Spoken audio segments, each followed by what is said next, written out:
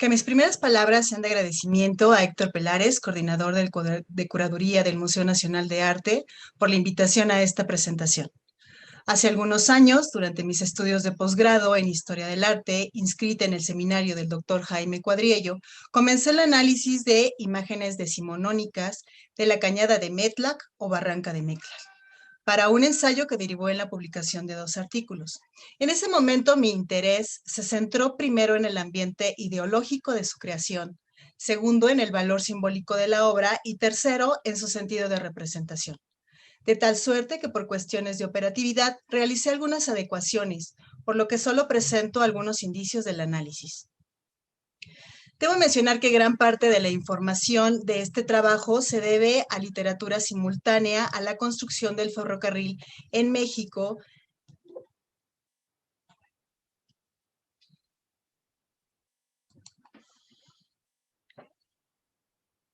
La abundancia de referentes ofrece descripciones de paisajes naturales, a la par que se ilustran con gran detalle anotaciones tecnológicas, costeables y de apología progresista. Entre ellas se encuentran las obras de Gustavo Adolfo Baz y Eduardo Gallo, así como de Manuel Rivera Cambas, Felipe Santiago Gutiérrez, Manuel Paino y Antonio García Cubas. De igual manera, recuperé trabajos académicos que emplearon fuentes primarias como documentos de archivos y hemerografía. La industrialización de las grandes ciudades del siglo XIX, así como el modelo capitalista y los gobiernos progresistas, consolidaron la manufactura, la tecnología y las comunicaciones. Los medios de transporte fueron esenciales para encauzar a la modernidad, siendo el ferrocarril uno de sus protagonistas. En consecuencia, transformó la manera de comunicación, siendo punta de lanza de los cambios económicos, ya que el flujo de productos que abastecían a las urbes y a las empresas manufactureras dependían de él. Los amplios espacios del territorio mexicano se articularon por el sistema ferroviario, que gozaría de apogeo y expansión a la postre del siglo XIX. En esos años, México estaba bajo el estímulo progresista, científico, mercantil e industrial que encumbró el idealismo burgués. Gustavo Adolfo Baz y Eduardo Gallo en 1874 señalaron que el ferrocarril regeneraría a la República, ya que debía contemplarse como sinónimo de fundación sólida de la riqueza, la moral y la política de las naciones. El porvenir dependía de la construcción de la ruta que iba del Golfo de México hasta el Pacífico, ya que ofrecería a los viajeros y comerciantes comodidades de descanso, salud, recreo y la facilidad de la venta de mercancía, mayores incluso que la de los ferrocarriles de Nueva York a San Francisco o de Panamá. Por supuesto que estamos ante una imagen idealizada en la que se reconocía a México en el extranjero por sus elevadas montañas e innumerables valles y por el atractivo de su frondosa vegetación como del encanto de sus pobladores. En el ámbito social y político, el México decimonónico distaba de esta imagen. Era un país devastado por las constantes guerras civiles y que tras una serie de tropiezos iniciaba su autonomía política. ¿Qué tipo de tropiezos? Revueltas, gobiernos efímeros y el intento de una monarquía con un príncipe europeo a la cabeza. A la luz de estos hechos históricos, las circunstancias que provocaron la generación de iconografía ferroviaria no solo prescribieron al sentido de la reproducción visual, sino que se convirtió en instrumento de comunicación que configuró de manera activa a la sociedad mexicana del siglo XIX.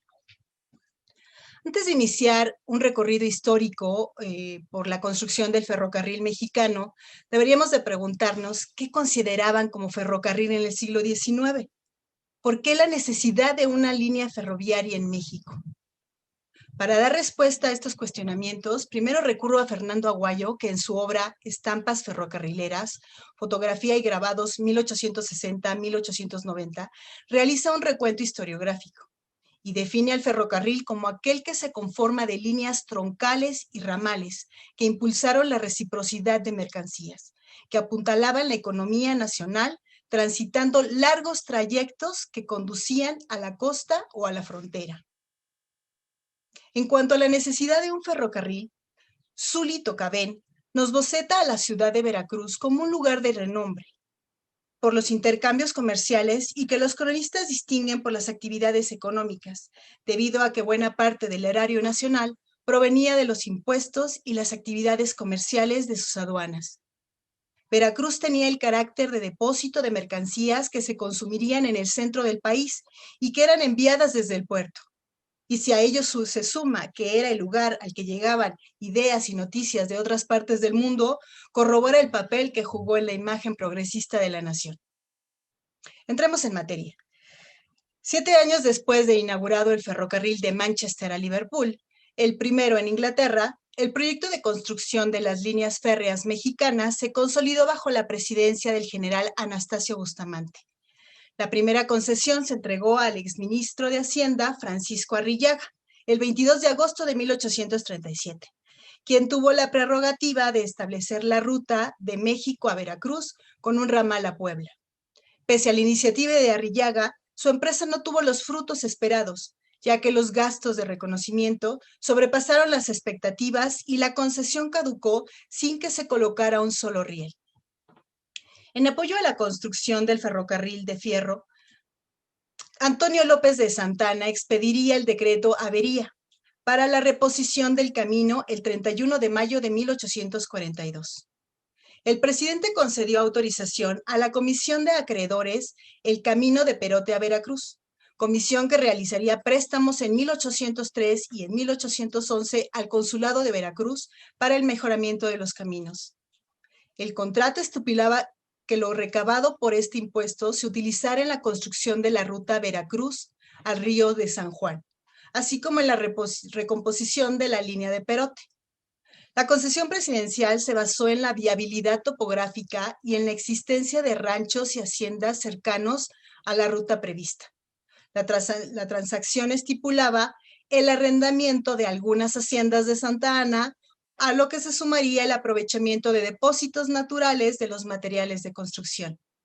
El decreto se anuló en 1849, año en que solo se había construido más de una legua.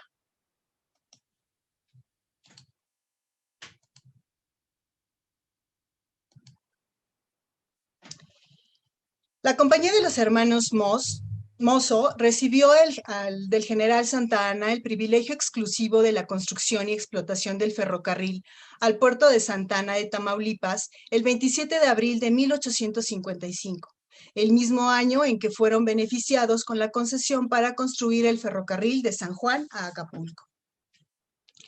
El trayecto entre la Ciudad de México y la villa de Guadalupe estuvo terminado en enero de 1856. La ruta tenía una longitud de 5 kilómetros. Estaciones y carriles estaban acabados, inaugurándose el 4 de julio de 1857. A finales de la década de los años 50 del siglo XIX, la función de la red ferroviaria estuvo encaminada a paseos dominicales y festividades. Aún no figuraba como un transporte de carga. La participación de los hermanos Antonio y Manuela Escandón en la ampliación de las vías significó fomentar la idea de que el ferrocarril se convertiría en el impulsor de la agricultura y con ello del crecimiento económico al transmutar en un medio de carga.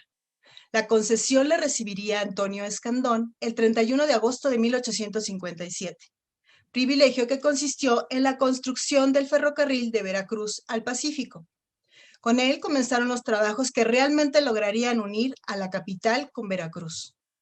Se tomó la decisión de que el trazo fuera por Orizaba, esto debido al reconocimiento del terreno y a las poblaciones de importancia que atravesaba. Eran extensiones considerables de lugares cultivados y productivos, a lo que se sumó que el trazo fuera mucho más accesible que el de Jalapa. Esta última tenía una gran cantidad de barrancas y el terreno era de gran dureza. Esto incrementaría los costos de la construcción del ferrocarril. Además de que no contaba con las ventajas de recursos como sí lo tenía Orizaba.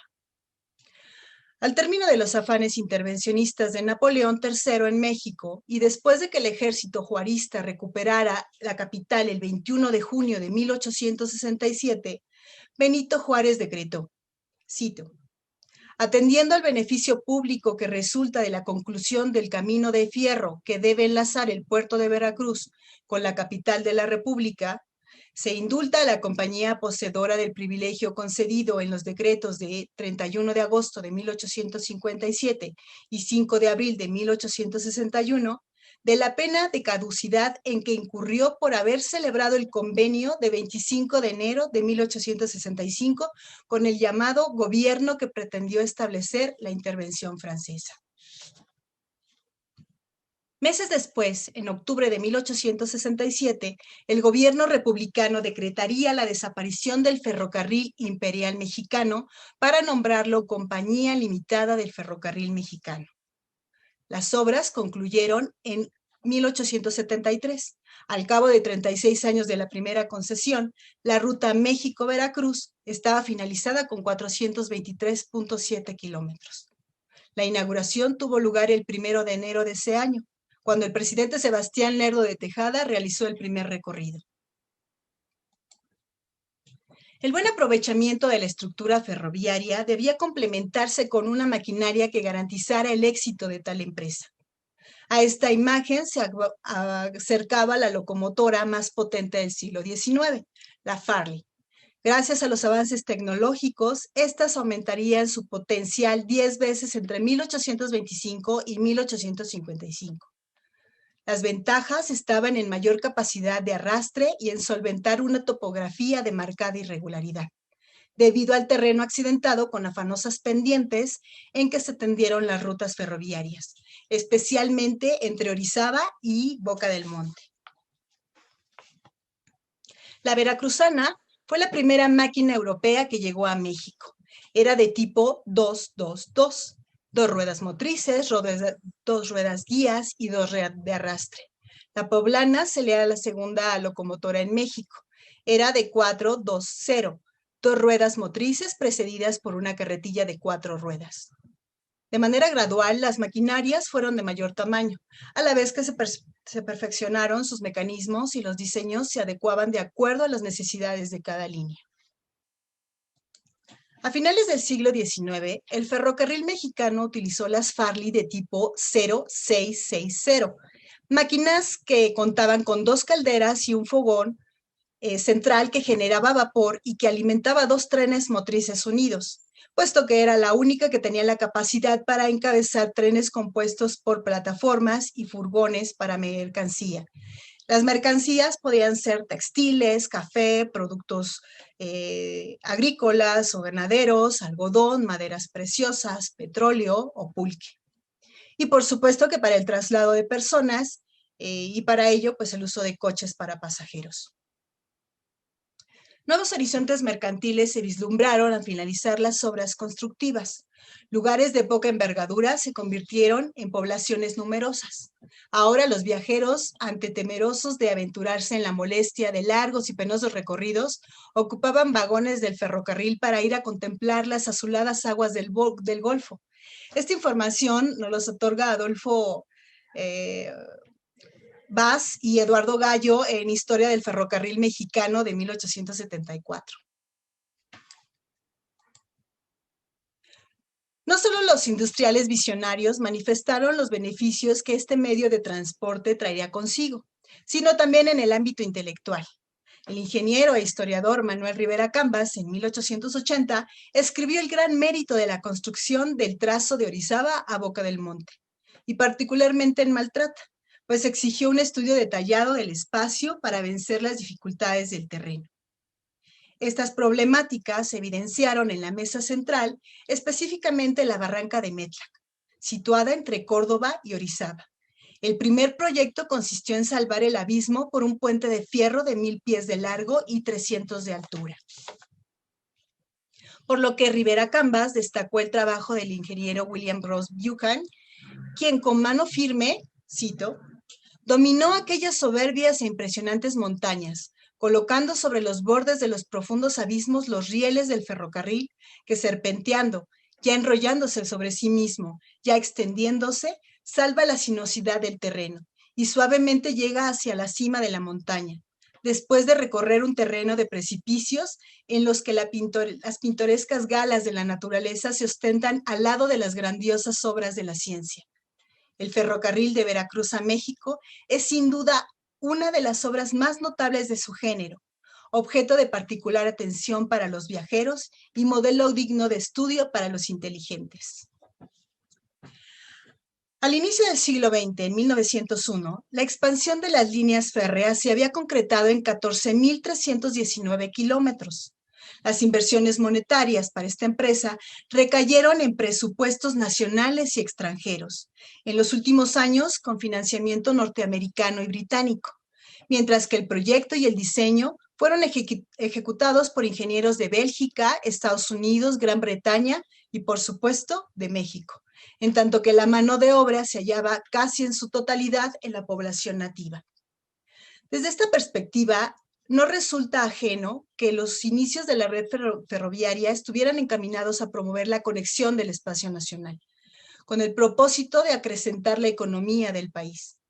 A esto se sumó la necesidad de mostrar un México que buscaba el desarrollo social, la modernización y el mejoramiento de servicios. Examinemos ahora la representación plástica del ferrocarril mexicano. La modernidad proliferante del siglo XIX motivó la representación del paisaje. Este, al ser un ejercicio de la memoria visual, se apoyó en un espacio seleccionado. Cada uno de los elementos que lo integró tenía una carga simbólica cultural. Las imágenes del sistema ferroviario fueron los medios en que se plasmó el progreso tecnológico y la prosperidad económica de México. Entre las primeras representaciones del Camino de Fierro están Litografía tomada de Antonio y Anita, o Los Nuevos Misterios de México, que es la imagen que tenemos al frente, y La Colegiata de Guadalupe. La realidad configurada en ambas muestra al ferrocarril como punto central de la composición, mientras el fondo se distingue por construcciones religiosas y en un primer plano un grupo de personas, escenas que recrean acontecimientos cotidianos. La pintura de Coto es de los cuadros más famosos de la locomotora de Guadalupe, la Colegiata de Guadalupe, que se titula La Colegiata de Guadalupe, primera máquina que circuló en el Valle de México, de manufactura estadounidense. En la escena, la máquina, con su vagón de combustible y un coche de pasajeros, y el atrio de la Colegiata del Templo de las Capuchinas son protagonistas natos de la composición. No olvidemos que el Tren de la Villa, inaugurado en julio de 1857, fue el primer trazo del ferrocarril que vincularía a la capital con los llanos de Apan y con Puebla, y con el tiempo llegaría hasta Veracruz. En el diario de corte liberal El Siglo XIX, también conocido como el Memorial Histórico o el Republicano, publicaron que al finalizar los trabajos de la línea de Guadalupe se había conseguido un triunfo de la civilización, puesto que, cito, con fuerza de voluntad nuestro país puede contar antes de mucho con un elemento de vida y de prosperidad. La construcción de caminos de fierro sería sin duda el mayor bien que pudiera dispensarse a México, pues desarrollará su riqueza y contribuirá a afianzar la paz pública, resolviendo las más importantes cuestiones sociales y económicas. En su obra, Luis Coto creó una perfecta relación entre la naturaleza y el edificio religioso, en que interactuaron el culto preponderantemente nacional y la novedad progresista del convoy ferroviario.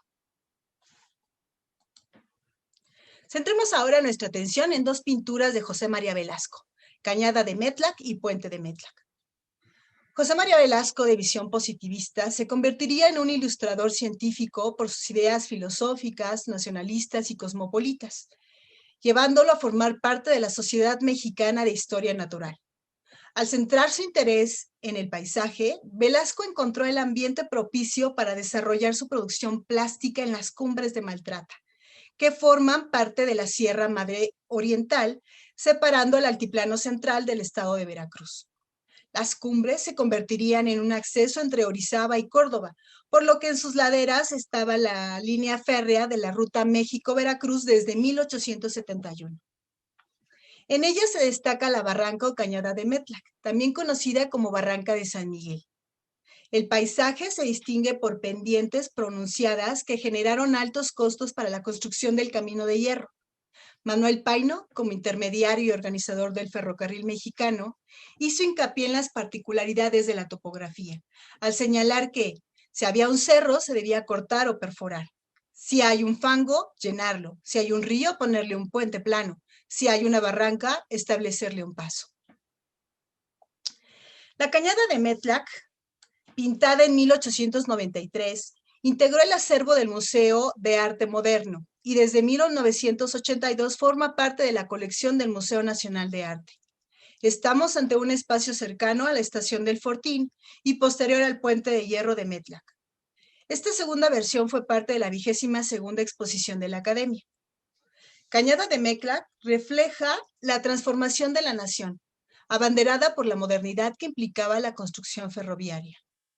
José María Velasco, el arquitecto del aire, como lo nombraría el escritor Adolfo Castañón, plasmó en sus obras complejas construcciones, ingeniería aérea, por proporciones, volúmenes y colores no localizados antes de sus creaciones. Así, coincidieron en su quehacer los majestuosos y vastos horizontes del espacio. Velasco, colocado al este del valle, despliega un paisaje de límites imprecisos, en donde el fondo de las apacibles cumbres de Maltrata está subyugado al Ciclaltépec o Pico de Orizaba, a quien los marinos nombraban poéticamente Paloma Mexicana y Estrella de los Mares. La luz rasante del cuadro disemina zonas de contraste, pues Velasco supo integrar una gran riqueza de matices de tonos claros y diáfanos, con tonalidades sombrías que acentúan el efecto vertiginoso de la profundidad del barranco. La cañada de Metlac divide el paisaje. El primer plano está dividido por un profundo alpestre montañoso, detallado minuciosamente y que en palabras de Víctor Rodríguez Rangel, quien fuera responsable de la sección decimonónica de la curaduría del Museo Nacional de Arte, que tal pareciera un catálogo de botánica que representó helechos, platanares y mafafas.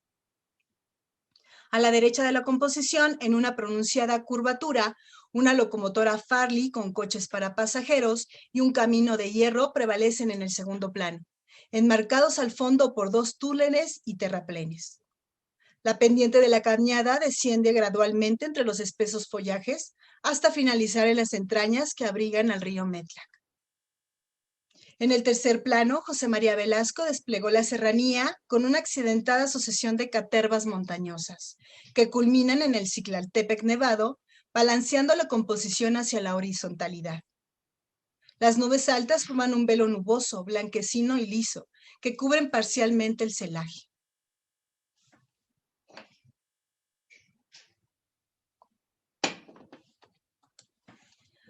La cañada de Metlac guarda similitudes en la solución plástica con otras obras de Velasco, como es la pintura del puente de Metlac, que tenemos al frente.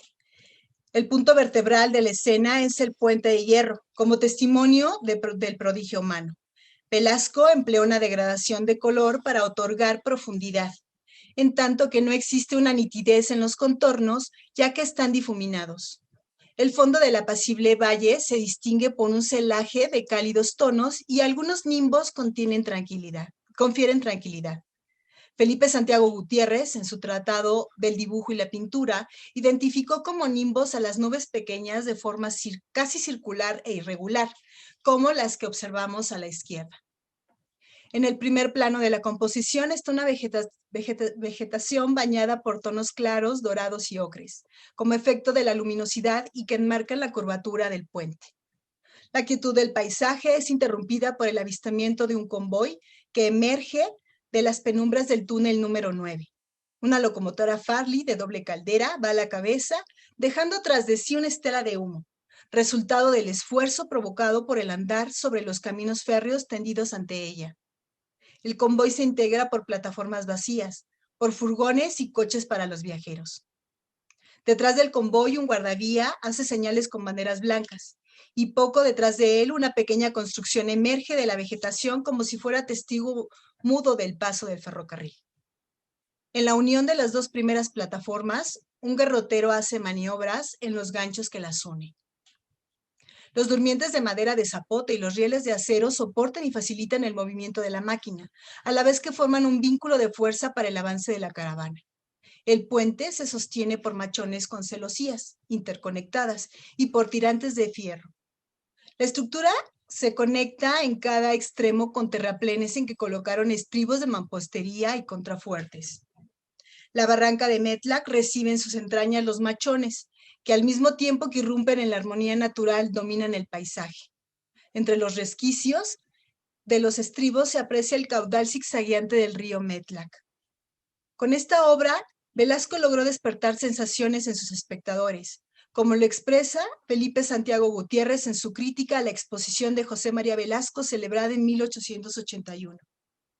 El señor Velasco en cada exposición parece que va aumentando en sus paisajes el interés por la mayor importancia que da a la buena elección de sus puntos de vista, por su desarrollo y esa magia de color. En su paisaje de Metlac, el señor Velasco ha sabido trasladar a la tela esa terrífica impresión que el gigantesco puente causa al que desde la ventanilla de los vagones mira la profundidad vertiginosa del fondo. La bondad de una pintura es despertar en el alma las emociones, y las del señor Velasco han conseguido ese objetivo. Otros ejemplos de la iconografía ferroviaria imperante en el siglo XIX la encontramos en la obra de Gustavo Adolfo Bas y Eduardo Gallo, Historia del Ferrocarril Mexicano, publicada en 1874. También en el álbum Ferrocarril Mexicano, colección de vistas pintadas al natural por Casimiro Castro de 1877, y quien estaría al frente, Antonio García Cubas. Así como en las fotografías de Abel Briquet, fotógrafo francés que llega a México en la década de 1870 y que fue nombrado el fotógrafo oficial de la Compañía Limitada del Ferrocarril Mexicano en 1872. La historia del ferrocarril describe los paisajes y lugares que cruzó el primer ferrocarril mexicano. El álbum conmemora la inauguración de la línea ferroviaria que correría de Veracruz a la Ciudad de México. En Briquet, el propósito era tomar la vista del tendido de las vías de Veracruz a México. Los trabajos contemplaron aspectos topográficos de manufactura y de comercio, y con el objetivo de recrear ante el espectador la gran empresa a la que el gobierno federal se había sumado, el ferrocarril mexicano. En las primeras décadas del siglo XX, el ferrocarril continuaría como tema principal de las expresiones plásticas. Esto se demuestra con el trabajo de Agustín Casasola Velasco, pionero de la Agencia Mexicana de Información Gráfica y poseedor de gran cantidad de material. De su archivo destacan expresiones artísticas como fotografías del ferrocarril mexicano, escenas en que recrea la vida cotidiana de las estaciones de trenes y con ello la confluencia de distintas clases sociales. Existen imágenes posteriores a las mencionadas y en ellas el ferrocarril continúa siendo el referente, pero su intención era ilustrar revistas o ser tarjetas postales. En esta línea propositiva de la reproductibilidad del ferrocarril está el cine. La primera reproducción cinematográfica que tuvo lugar en México fue la llegada de un tren a la estación de Ciuta, el 28 de diciembre de 1895. El cinematógrafo, invento de los hermanos Lumière, fue acogido en el Alcázar de Chapultepec el 6 de agosto de 1896, cuando se proyectó ante Porfirio Díaz la llegada del tren. La escena, en movimiento, mostraba una locomotora y a sus espectadores. Hasta ahora hemos reflexionado sobre la relevancia del ferrocarril para la modernización de la nación mexicana en el siglo XIX y en obras plásticas con valor denotativo, es decir, con un sentido implícito, indicios de un periodo, las prácticas sociales o en los consensos y convenciones visuales.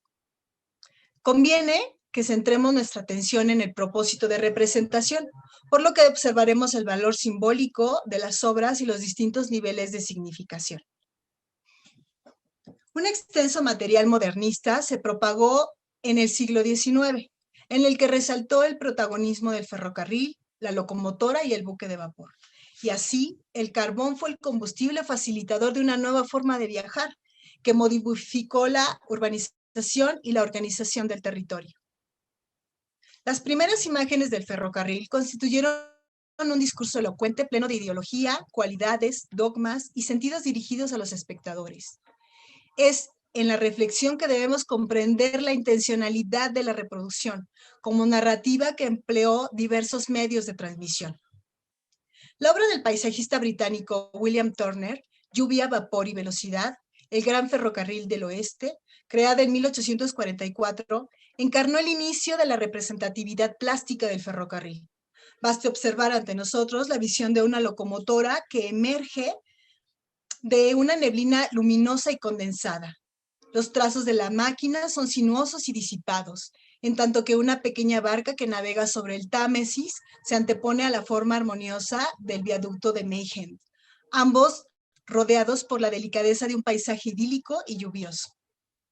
Valorar las representaciones nos dirige a una bifurcación, el proceso creador y la cultura de recepción.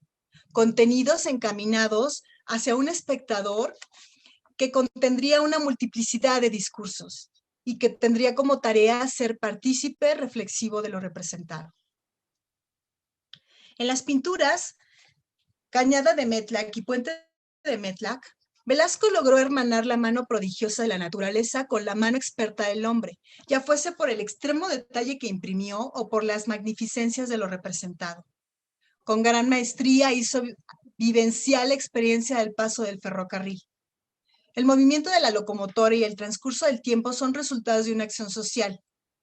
Adorno identifica esto como producto de la interacción estética de representación. Es decir, una vez que el espectador forma parte de la realidad que demuestra el paso de la máquina de vapor como objeto fijo o inmutable, lo único que demuestra movilidad es el denso humo que emerge de las entrañas de las chimeneas. Así, la presencia del convoy que desaparece al cabo de un corto tiempo se convirtió en una referencia efímera para quienes observaron su paso. De acuerdo con Hans Belting, las imágenes revelan una morfología consensuada de representación, que necesita reconocer al qué en correspondencia directa con el cómo, ya que por ambos se comprenderá la ontología y la intencionalidad de transmisión. Analizadas desde este sentido, las pinturas o las imágenes de la barranca de Metlac documentan escenas en las que el ferrocarril se convierte en testimonio y a su vez en evidencia de una ideología modernista para la que el traslado y la interconexión entre espacios era sinónimo de progreso. Las diferencias que encontramos en las obras de Velasco y en otras expresiones de la época son las técnicas empleadas y la perspectiva. Sin embargo, el punto que todas tienen en común es el tránsito del convoy a la mitad de los tendidos de hierro, como prueba de la resistencia de la estructura y el soporte que significaba para el movimiento. Después de la propuesta presentada, cerraré con algunas reflexiones. Cada una de las imágenes mostradas prescribe la presencia de diversos elementos de significación que esclarecen la temática contenida. En este sentido, el ferrocarril. En tanto que las variantes están en los diversos programas iconográficos y en las técnicas. Son, en pocas palabras, escenas rurales en que un paisaje abierto y colorido desdibuja las formas sólidas de las obras del hombre. Sin reduccionismos, en ellas se muestran los logros de la ingeniería que exponen y justifican la inversión monetaria y humana que implicó la construcción del ferrocarril mexicano. Los paisajes apacibles eran antesala para la fractura que albergaba la extensa línea férrea, como si los espacios se transgredieran por el tránsito y la visibilidad de los transportes de un transporte que se antoja efímero en su recorrido, pero que ratifica su presencia por los rieles y los durmientes de madera. De manera paralela, es también una realidad al momento que el ferrocarril irrumpe la serena impresión del espacio en ciertos momentos, como si estuviéramos ante un escenario vacío en espera de ser habitado. El contexto de las imágenes y el sentido de su creación no deja dudas. La construcción del ferrocarril mexicano fue un panfleto publicista y utilitario de la ratificación progresista de México. Me gustaría cerrar con algunas palabras de Fernando Aguayo, que a su vez recupera de la revista El Renacimiento de junio de 1869, como también en sus propias líneas. Cito: para Ignacio Manuel Altamirano, así como para otros intelectuales formadores de la nación, el ferrocarril debería tener una reverencia cercana a la divinidad, por lo que sus celebraciones deberían ser los misterios de un culto, al que se debe ir acostumbrando al pueblo, y que despierten sus nobles ambiciones y que le hacen entrever otros horizontes de bienestar y riqueza. Hacer de México una nación civilizada, hacer del país el centro del mundo, fue una imagen promovida por los intelectuales liberales y los empresarios nacionales y extranjeros con ayuda de los artistas gráficos y sus medios de propaganda.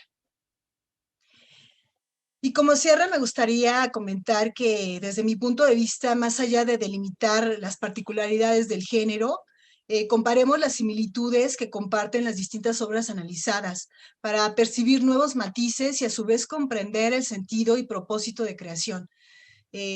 Algunas de estas obras, si no es que la gran mayoría de estas obras aún requieren investigación. Bien, estas son algunas de las referencias que apuntalan esta presentación. Gracias.